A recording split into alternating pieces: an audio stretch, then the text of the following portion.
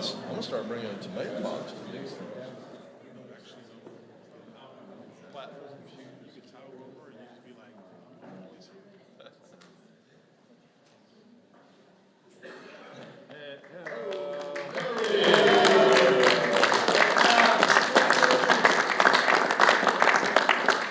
We'll wait for everybody. So quiet now. You get a new jacket? Looks nice. Yeah. Juan, come on here. You're going to speak. Where's Mario? Where's Tom?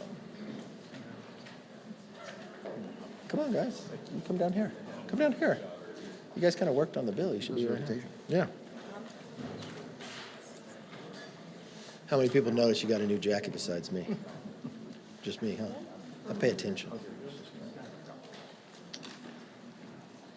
All right, moments ago, House Republicans passed the strongest border security bill this country has ever seen. This bill secures the border from President Biden's record crossings, record carelessness, and record chaos.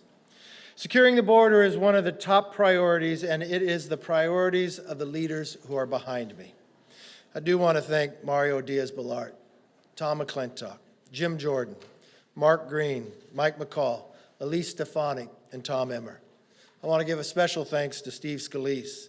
Not only did he help pass this bill on the floor, but he has been working for 2 years to educate the members, leading Cordels to the border and working with our task forces and our committees. And I want to thank every single member of this conference. This is not something easy to do. By passing H.R. 2, House Republicans have shown we're focused on addressing our nation's biggest challenges. By contrast, the White House has 2 years to plan for the end of Title 42.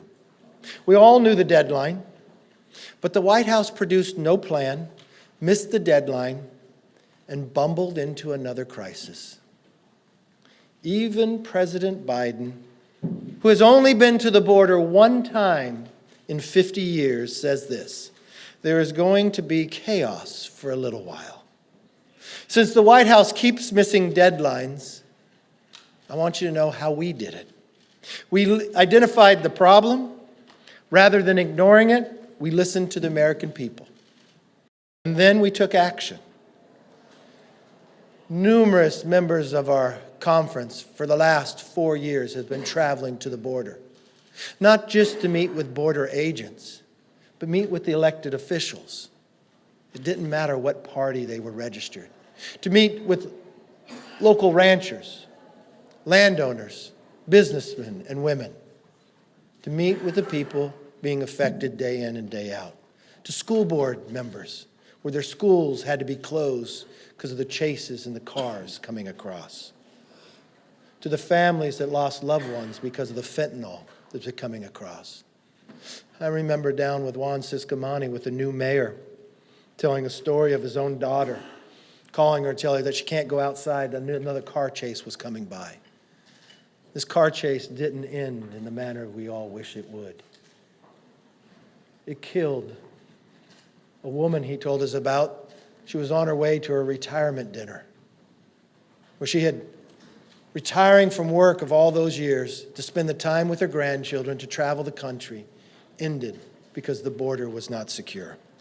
We even had our committees, when we took the majority, not to stay in Washington to gather all your information, but to travel to the border itself.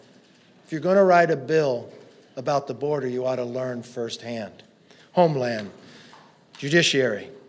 We talked to Border Patrol agents, heard the frustration in their voices, and saw the exhaustion in their faces. But the House Democrats, who even belonged to the committee, refused to go. One of the ranking members, Nadler,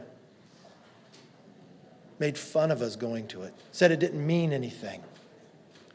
I think you ought to look to the family members who've lost their children to fentanyl and tell them that it didn't mean anything. If they had attended, I believe they would have voted with us. You cannot listen to what we had heard and vote against this bill today. The do-nothing Democrats must not continue to repeat this pattern on the debt limit. Tomorrow will be the 100th day since I first sat down with the President on February 1st to identify a problem, to know the deadline would be coming. We all know that the deadline for default is June 1st. Why are we in this situation? Because inflation Democrats added $6 trillion. They harmed every single family by bringing inflation to our country. And now 3 of the 4 largest bank failures in American history has happened just in a couple months. We watch people bringing home their paycheck. It doesn't go as far. We watch Democrats treat the exact same way. The House passed a plan to avoid the default. We cap spending, we grow the economy, and we responsibly raise the debt limit. And there's only 15 days to go. How has the President handled this? The exact same way he's handled the border. He ignores it and hopes it goes away. But President Biden and Senator Schumer are stuck on no. They have no plan, no proposed savings, and no clue. Apparently, President Biden doesn't want a deal. He wants a default. Mr. President, my message is very simple. Do not miss another deadline like you just missed on Title 42. Our country cannot afford it. The Republicans will always act responsibly and will also always look for solutions. With that, let me bring up our majority leader who's worked so hard to make this day come to fruition, Steve Scalise. Thank you, Mr. Speaker, and congratulations to our Speaker. How about this team? Once again, House Republicans came together to solve a major crisis facing our nation, a crisis that was created by President Biden's failures. President Biden walked in on his first day in office with a commitment to open up America's southern border. He took direct action that has opened up our southern border and started a flood that we have never seen before. Over 5 million people have come into our country illegally since Joe Biden took the oath of office. That's more people than the entire population of my home state of Louisiana that have come into this country illegally. And it's getting worse. Today, the day that we passed this important bill to secure America's border, the strongest bill that this Congress has ever passed, at a time when our border's never been less secure. And you had the Secretary of Homeland Security today, Secretary Mayorkas, said the border's not open.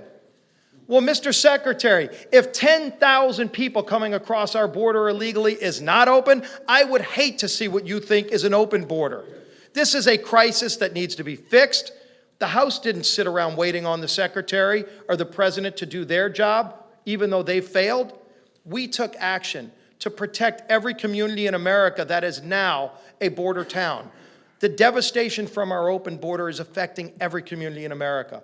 Today in America, 300 young people will die from drug overdoses related to the fentanyl coming across our open southern border because of President Biden's failure. Tomorrow, another 300 young people will die. When is the president going to finally stand up and do something to stop those deaths? Do those deaths not matter to President Biden? They matter to us. And we took action to do something about it. It's long past time the Senate do something to address this crisis. It's long past time for President Biden and Secretary Mayorkas to do something to address this crisis. If they're going to continue to fail the American people, we're not going to stop working for those families who are struggling under the weight of the devastation of these failed policies. And the man who helped us get the votes to pass this critically important bill for the American people is our whip, Mr. Tom Emmer.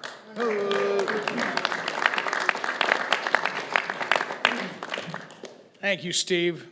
More migrants have died at our southern border in the last 12 months than at any 12-month period in the history of this country.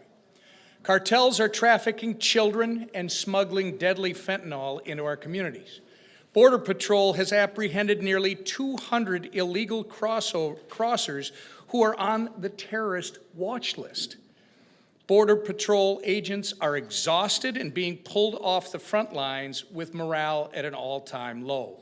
And all of this was happening before Title 42 was set to expire. In the last few days, we've gotten a glimpse at what our southern border will look like if Biden's open borders agenda continues. 10,000 crossings per day, as the majority leader just said, pure chaos in the speaker's comments, the president's words himself, pure chaos, all because Joe Biden and his administration has let the world know our borders are open. And make no mistake, it is intentional and it is not humane. But today, Kevin McCarthy and House Republicans have stepped up to provide another common sense solution where Joe Biden and the Democrats have failed. After 2 years of intentional disregard from the White House, House Republicans passed legislation that builds the border wall, strengthens asylum laws, ends Biden's mass parole programs, and humanely addresses the horrific child trafficking business at our southern border. This bill is simple. It disincentivizes illegal immigration and reinstates the policies that were working before Joe Biden got in the Oval Office and let his self-made border crisis get out of hand.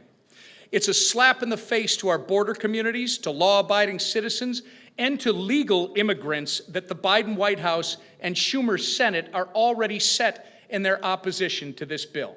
Their obstruction means innocent children will continue to be inhumanely subjected to sex trafficking and child labor. Legitimate cases of asylum will continue to be stifled in an overrun system. And illegal immigration will continue to be incentivized while legal immigrants wait years to become citizens the right way. It might not be great optics for a Democrat Party that has embraced illegal immigration and total lawlessness as part of their platform. But it is the humane thing for Joe Biden and Chuck Schumer to do to address the crisis head on and make sure the Border Act becomes law. Migrant lives and the safety of American communities depend on it. And with that, our conference chair, Elise Stefan. Thank you, Tom. I am so honored to stand here with my House Republican colleagues. Yet again, the mainstream media underestimated this House Republican majority. And yet again, House Republicans delivered results for the American people with the passage of the Secure the Border Act, the strongest border bill in the history of the United States Congress. This bill was one of our key pillars of our commitment to America. Since day one, when Joe Biden was sworn into office, Joe Biden's policies have caused this catastrophic border crisis. And it's not just a border crisis. It's a national security crisis, an economic crisis, a crime crisis, and a humanitarian crisis. And the American people know that Joe Biden's failed open border policies have turned every district into a border district and every state into a border state. In my home district in upstate New York in the North Country, we've seen an over 800% increase in illegal crossings in the Swanton sector on the northern border just in the last year. Border Patrol officers who I represent have been transferred over and over again to our southern border to deal with the unprecedented surge of illegal crossings. Fentanyl overdoses ravage communities across this country in each and every one of our districts. House Republicans Secure the Border Act will end the Biden border crisis by finishing the wall, advancing border technology, supporting our brave Border Patrol officers, ending catch and release, and fulfilling our commitment to America, a nation that is safe. And one of the leaders for years, for decades on this issue, I'm honored to introduce my colleague, Congressman Mario Diaz-Balart. Thank you, Madam Chairman. Thank you. Thank you so much. Let me start by quoting the President's actual SAP veto message on H.R. 2. He claims that the administration's approach to border strategy is, quote, safe, orderly, and humane. You know, one would really have to be delusional to believe that almost 300 Americans dying every single day due to fentanyl, mostly coming from the southern border, is safe. Frankly, one would have to be severely out of touch with reality to relinquish control of the southern border to those narco-terrorist cartels that are now the ones who determine who comes in to the southern border. And one would have to be really callous to say that the death of 900 migrants and nearly 90,000 children, minors, lost and trafficked is humane. That's not humane. That's insane. Since the Biden administration and, frankly, the Democrats, since they've totally abdicated their responsibility to uphold our national security and protect the American people, I am so proud that the House Republicans, once again, have stepped up. H.R. 2 secures the borders. It provides much-needed support to our brave heroes, the men and women, the officers of the CBP. It protects children, those exploited children that even the New York Times has stated are being exploited. It protects them from exploitation and human trafficking. It defunds the narco-terrorist, multi-billion-dollar cartels that are now the ones who decide who comes in through the southern border and who are running the southern border. It streamlines our broken asylum system that is hurting so many, including those who have legitimate claims for asylum. And I'm so proud, it reestablishes the rule of law. The rule of law. I am so proud of this Republican conference. En la carta oficial que el presidente sacó hoy, esta semana, en su oposición a esta ley, el presidente de la administración dice que la situación en la frontera está segura, organizada y humana. Eso lo puso por escrito la administración. O sea, francamente hay que estar severamente desconectado de la realidad para decir que los casi 300 norteamericanos, jóvenes que mueren todos los días,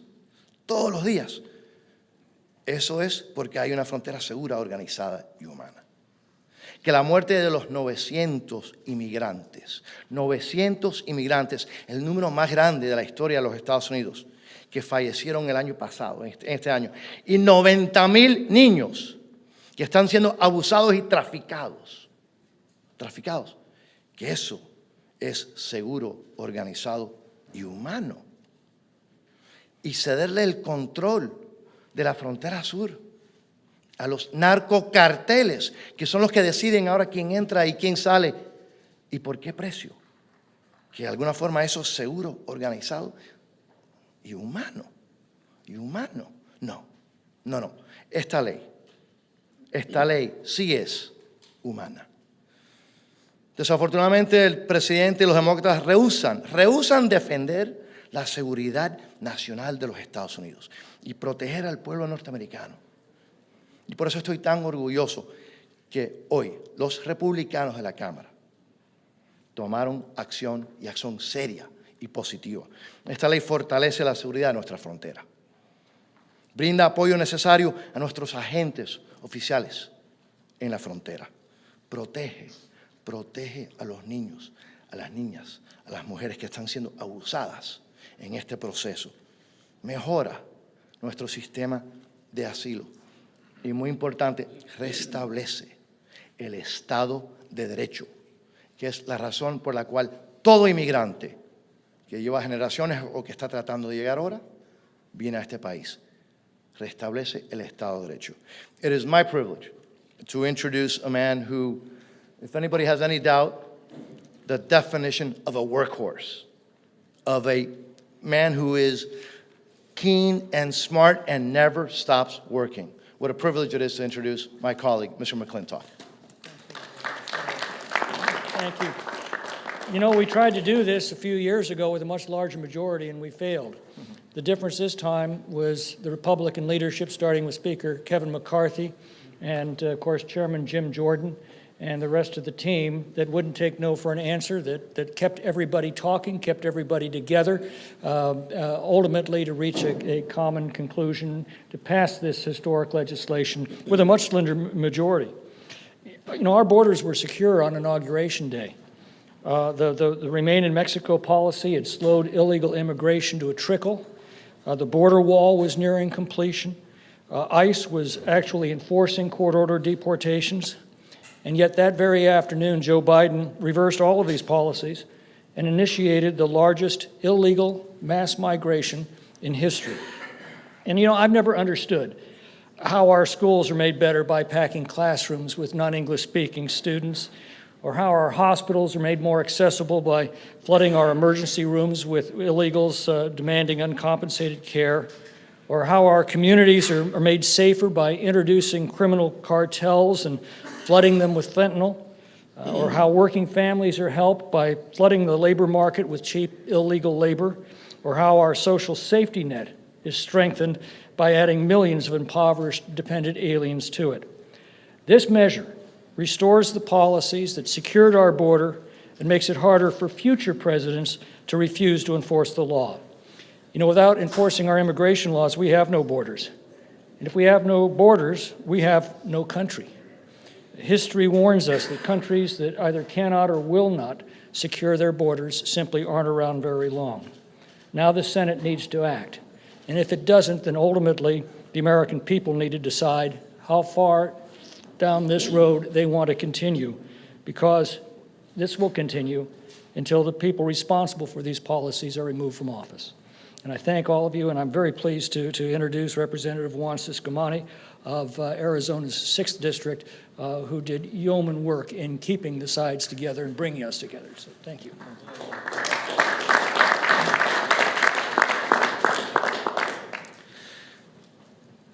I stand here today as a proud product of the American dream.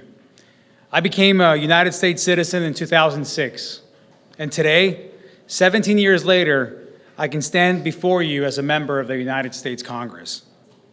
I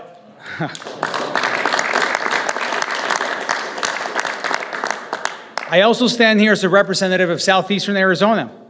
What's happening at the border is not part of the American dream my family pursued, and thousands of other families also continue to pursue today. We've seen babies abandoned in rivers, migrants dying in deserts, high-speed car chases through neighborhoods, and 85,000 children disappear after being released from HHS custody.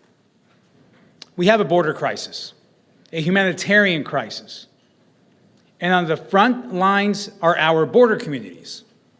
Americans have been failed by the government designed to protect them. While our country suffers because of this administration's inaction, House Republicans have passed a solution.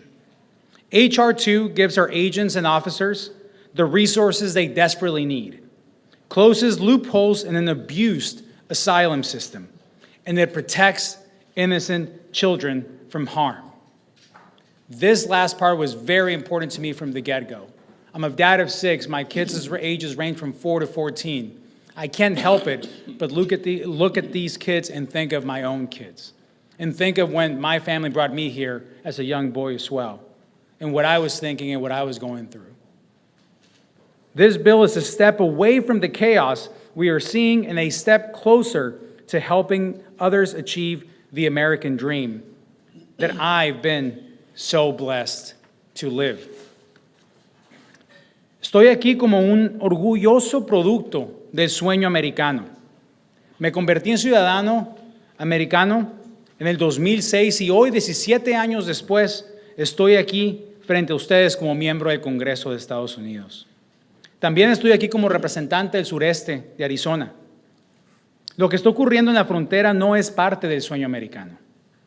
Para mi familia no es parte del sueño americano que mi familia vino a buscar y que otras miles de familias también están viniendo a buscar. Hemos visto bebés abandonados en ríos, emigrantes que mueren en el desierto y persecuciones de autos por vecindarios. Y 85,000 menores de edad han desaparecido después de haber sido liberados de la custodia del Departamento de Salud y Servicios Humanos de Estados Unidos. Tenemos una crisis en la frontera. Tenemos una crisis humanitaria. Y las líneas de fuego son nuestras comunidades de la frontera. El gobierno le ha fallado a los estadounidenses en vez de protegerlos. Mientras nuestro país sufre por la falta de acción de esta administración, Los republicanos de la Cámara de Representantes hemos pasado una solución. La ley HR2 brinda a nuestros agentes y oficiales los recursos necesarios que desesperadamente necesitan. También cierra los hoyos del sistema de asilo que han estropeado y protegen muy bien a los niños inocentes de cualquier edad. Este proyecto de ley es un paso fuera del caos que estamos viviendo y es un paso más cerca hacia ayudar a alcanzar a todos los demás el sueño americano que yo he tenido la oportunidad de vivir. Muchas gracias. Thank you. And now it's my honor to introduce one of the leaders that have made this possible, and that is Chairman Mike McCall. Sir? Thank you. I want to thank the Speaker for doing something that no other Speaker in the history of this Congress has done, and that's passing the strongest border security package. I want to thank you personally. Thank you, sir. Because he brings us together. And I want to thank leadership, the chairman involved. It's a real team effort to get here. You know, I've been dealing with this issue for quite some time. I was a federal prosecutor, U.S. attorney in Texas on the border, and it was bad. I was chairman of Homeland Security Committee, and we passed border bills, but I've never seen the border like it is today.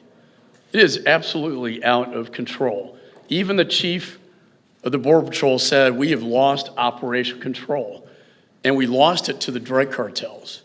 They are on our border, and nobody sees it more than my Texas brethren and women behind me who bear the brunt of this. My legislature appropriated $4.5 billion just this term to deal with a federal responsibility. And you know, the sad thing is it didn't have to happen. It was a self-inflicted wound. We are on the path to securing this border under the previous administration. But what did this Biden administration do? On day one, with a stroke of a pen, rescind the migrant protection protocols, remain in Mexico, which means you have to remain in Mexico pending your asylum. When they rescinded that, the cartels aren't stupid. They understood. Hey, it's open for business. Green lights on, come on in. And guess what they did? And they knew if they could get people in, that catch and release would apply. 5 million encounters, 5 million people in this country in the shadows, no legal status. What in the world are we going to do with 5 million people? And the saddest thing is that it's the children that die on the way. 35% get raped on the dangerous journey. These stash houses, Mayorkas is guilty of child abuse, in my opinion, by not vetting the sponsors of the parents, supposedly, or sponsors of these children, allowing 10 to 20, 30 kids to go to a stash house, then to become victims of sex trafficking, child slavery, forcing them into a criminal network and a criminal enterprise. The 100,000 deaths of young people to fentanyls pouring, coming from China, going through Mexico, coming into the United States. My children have been to 5 funerals. Friends, dear friends, who took what they thought was Xanax or ADD medication, and they never woke up. This is real. That's more than what we lost in Vietnam over 2 decades. It's just unacceptable. But today, we're bringing solutions as Republicans. You know, the first bill I ever introduced in Congress 20 years ago was to end catch and release. I am so proud of this day because this Republican majority got it done. And we're going to end this policy. We're going to return to the policies that worked and stop this nightmare that's happening all across this country. So I want to now turn it over to a great leader, chairman of the Homeland Security Committee. Worked very, very hard together, had a markup till 3 o'clock in the morning. And thank you, sir. Thank you, Chairman McCall, for that introduction and your friendship and mentorship. A lot of people in this room made the prediction that when we elected our speaker, this group of Republicans would have a hard time coming together. That the conflict that happened in that episode would divide us so much that we'd get nothing done. Well, 87,000 IRS agents, gone. An energy bill that will turn back on American energy, done. A debt ceiling responsibly increased. And now, and many, many other things, and now, the most conservative, strongest border security bill in the history of the Congress. Yeah, sometimes conflict can divide, but in this case, it made us one team. And the work that has happened to make this bill a reality today on the floor, there are tons of people to thank. It starts with the leader and the speaker doing amazing work, mentoring all of us that were out on the front lines. It goes to my committee, the men and women in that committee who busted their butts to work together to get it done, and our staffs. I have to thank the staff of the committee for doing an amazing job. And the leader and the speaker's staff too. But most of all, I want to thank the men and women of the Customs and Border Protection, the blue and the green, who are out there serving this great nation, sacrificing themselves under horrible conditions brought on them by the decisions of this president and secretary. And make no mistake about it, every American is at risk. You got children? How about that little baby in a VRBO in Florida, crawling around on the floor, that died by encountering fentanyl left by the previous renter? If you have children and you're going to a hotel, think about that. And thank Joe Biden and Alejandro Mayorkas. Every American is at risk with this open border, and we have had it.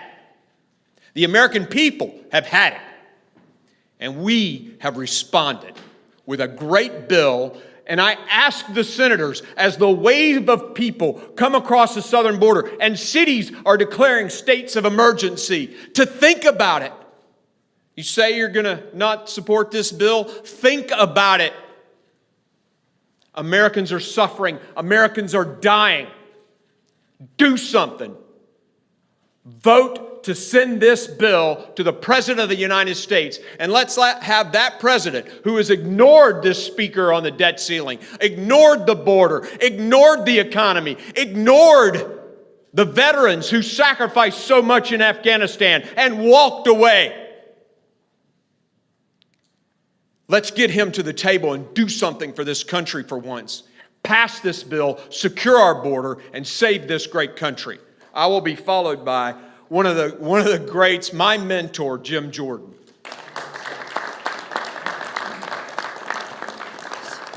So I didn't know I was last till a few minutes ago, but I'll just say this. On January 3rd, I gave a nominating speech for the speaker.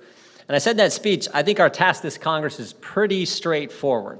Pass the bills to fix the problems, rein in the crazy spending, and do our oversight, do our constitutional duty.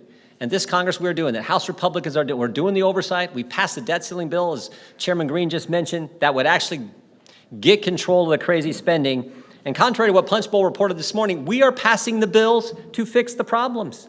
We are passing the legislation that we promised the American people we would do. We said we would get rid of 87,000 IRS agents. We did. We said we'd pass an energy bill that made us energy independent. We did. We said we'd pass a parental rights bill. We did. And we said we'd pass immigration enforcement, border security bill.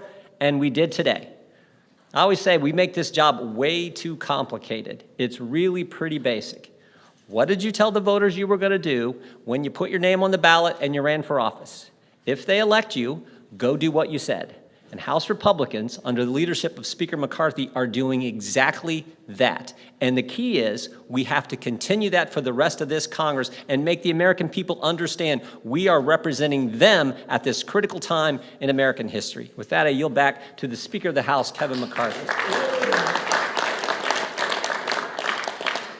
The House Republicans continue to offer solutions. We all knew this date was going to be here, and the White House ignored it. We will not ignore the problems, and we'll continue to work for the American public. That was our commitment to America. It's the commitment we're keeping. With that, let's open up for questions. Yes, Jake. Can you give us your sense on where the talks are on the debt ceiling? We just passed HR 2, and you want to talk debt ceiling. Okay. Well, that's a good question, because it's another issue. It's another issue that the president ignored. The staff has met the last 2 days. We think it's productive for the staff to meet again. I have not seen from there a seriousness of the White House that they want to deal. It seems like they want to default more than they want to deal. Yes. The White House didn't cancel the meeting. All of the leaders decided it's probably in the best of our interest to let the staff meet again before we get back together. There's some sort of say that's a positive development, but can you help us understand why the delay, and is that positive? It's not a delay. I think from numerous different things. One couldn't be there tomorrow. I don't think there's enough progress for the leaders to get back together. I don't know having certain ones in the room that's even productive. I think just as I sat down with the president on February 1st, look, we want to be responsible. We want to be sensible. He ignored us now for 100 days. He thought this problem would go away like the border. We didn't want to sit back, just like with the border, so we went to work and we raised the debt ceiling, because we're the only people that can guarantee that we won't hit default, because we've raised it. The Senate has done nothing. They've done nothing with the border. They've done nothing with this. They've done nothing with trying to protect children in their schools with a Parents' Bill of Rights. What have they done about fentanyl? I mean, issue after issue after issue, they continue to ignore them, and we won't. Yes. Just following up on that, do you expect that there will be? I expect there'll be a meeting next week, yeah. And then secondly, on immigration, Senators Sinema and Tillis say that your bill is a good starting point, but they don't think there are 60 votes for it. That being said, they have, at least to deal with the Title 42 expiration, have a bipartisan bill that could at least extend that authority for the next 2 years. They say they've been talking to members here in the House. Is that something you're open to? Look, we once again just passed a bill. The Senate has done nothing, but I'm thankful that you have bipartisan work over in the Senate, that they're willing to do something on this. I mean, I think Senator Sinema said that the president has ignored this for 2 years. She sees it every day in her state. And just like any other bill, we will pass a bill, the Senate could pass a bill, and we could go to conference and see what we can actually solve. Yes. So let me understand this. You obviously pushed a long time for these meetings with the president. So now you said all 4 members and the president, the White House counsel meeting, which was on the meeting here. If you were pushing so long for these negotiations and things aren't far enough along in these negotiations for the 5 of you to get together, doesn't that say that that wasn't what needed to happen? I mean, that this could have been, it didn't work out with talks behind the scenes to start with. How do you take something so simple and try to make it complicated? We simply, But you argued for. yeah, for 100 days. You had a meeting the other day. Yeah. But now there's not going to be a meeting tomorrow. That doesn't seem to square with what the call was for 97 minutes. You're trying to make news out of nothing. So we simply had staff meet. They haven't made progress. We were going to meet on Friday. One of the leaders couldn't be there. They have a funeral they have to attend. So we didn't think it was going to be productive. So we thought, let's meet next week. But you can spin it any way you want. I think the rest of America will understand what it is. Yes. Are you comfortable with your party's leading presidential candidate not calling Putin a war criminal and not taking sides in Russia versus Ukraine? What are you referring to? Trump last night, he would not. Look, I think we have been very clear about the atrocities that Russia and Putin have presented to this world. I think we've been very clear in our votes as well. So I think we lead with exactly what we've been doing. Thank you, Mr. Speaker. A few questions. There was an issue some Republican members had with the bill regarding designating cartels as terrorist groups. They cited that it would allow migrants to claim asylum more easily. Was there a way that both concerns could have been addressed? And the second question is, if the House doesn't get that document they subpoenaed the FBI for regarding Biden allegedly taking a bribe from a foreign official, will the House vote to hold Director Ray contempt of Congress? And finally, what was your reaction to Congresswoman Slade having an anti-Israel ban on the Senate side, courtesy of Senator Sanders? You get them all worked in. Pretty good. I'll just work in reverse order. I think Talib has mentioned many times before, it almost feels like there's anti-Semitism, and I will never allow that to happen in this body or on this floor. I've watched members on the other side of the aisle say that time and again, and we will always stand up against that no matter where it is. I just came back from a bipartisan group of members going to the 75th anniversary of Israel. When Israel was created, 11 minutes later, America recognized them. And I think the world is a better place for it. I do not think what Talib wanted to do should have happened in this chambers. Unfortunately, you've got a senator on the other side that I guess agrees with her and against the rest of the world. Your other question was about a subpoena to the FBI. There are checks and balances, and there is oversight. Congress has a right to have that knowledge, and I will have a conversation with Director Wray about that and make sure that happens. Your last question was about cartels. Yes, we debate all different parts, and the one thing that I wanted to do is to have an opportunity to truly focus on the cartels, because if any of you have spent time at the border, you will find we do not have operational control. Juan Ciscomani had to leave, but in his district is Tucson. The Sinaloa cartels control Tucson, Arizona. If you go to Tucson, Arizona, you cannot cross the border without paying the Sinaloa. One individual tried to do it on his own. He wasn't captured by our border agents. He was captured by the cartel, beaten, thrown in the back of the car, never found again. If you cross on that area, every single person is dressed the same. They have a camouflage outfit on. Their shoes have rug on the bottom. It is the #1 places of getaways. 71% of people across there are single males. They don't run up to our border agents, they run from them. We actually have to, because it's a big territory, every single day we risk the lives of our American people in the military and on the borders, putting helicopters up trying to rescue people up on the cliffs many times, each and every day. The real challenge here as well is we have to do a lot of this aerial. When the numbers continued to peak, you know what the administration did? They cut the number of balloons that we had, that we could count the number of people that were coming over illegally. So they want to tell you that the numbers are down when it's only growing more. You catch fentanyl time and again from these individuals. So yeah, spend a little time there. You'll be able to see. Yes, ma'am. Speaker McCarthy, you guys want to cut about $130 billion from the budget. If you take out defense, if you take out DHS, if you take out Veterans Affairs, how are you going to cut that much money from the remaining pie? Okay, so what you're talking about is in the debt ceiling, we asked that we go back to what we were spending 5 months ago. 5 months ago, we were spending a lot of money. And what happens is, if you do all those cuts with a smaller portion of the budget. okay, let me finish my answer. Okay, so we want to go back to what we were spending 5 months ago. People across the country elect their representatives. What we do is once we set the baseline, we go forward and we decide, Republicans and Democrats, what our priorities. It's the exact same thing that every single American family does. For 21 straight years, we have spent more than we brought in. The Democrats added $6 trillion that brought us inflation, that made us more dependent on China. This won't balance the budget by any means. This won't harm people in any areas. What we'll do is find where the waste is at. You're talking $131 billion, but you know what I hear on the other side? That they have no place that they can cut. The first place, you know where I would go? Since the pandemic's over, since we moved the legislation, even the World Health Organization says it's over.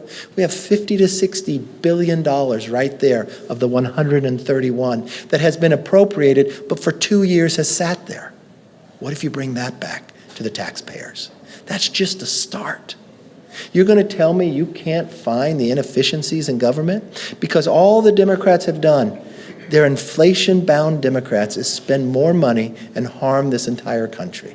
We know we can do it together. Did I give you a question? Okay, I'm sorry. Yes. Staff level meetings productive right now? Like, have they been productive and that's why you're giving them more time? Or have they not been productive and that's why? Look, we have a short time period. If this were staff meetings happening on February 1st, I'd call them productive. When you're sitting here with a few 15 days to go, it really seems to me that the president finally felt the pressure for 100 days of not having a meeting with me.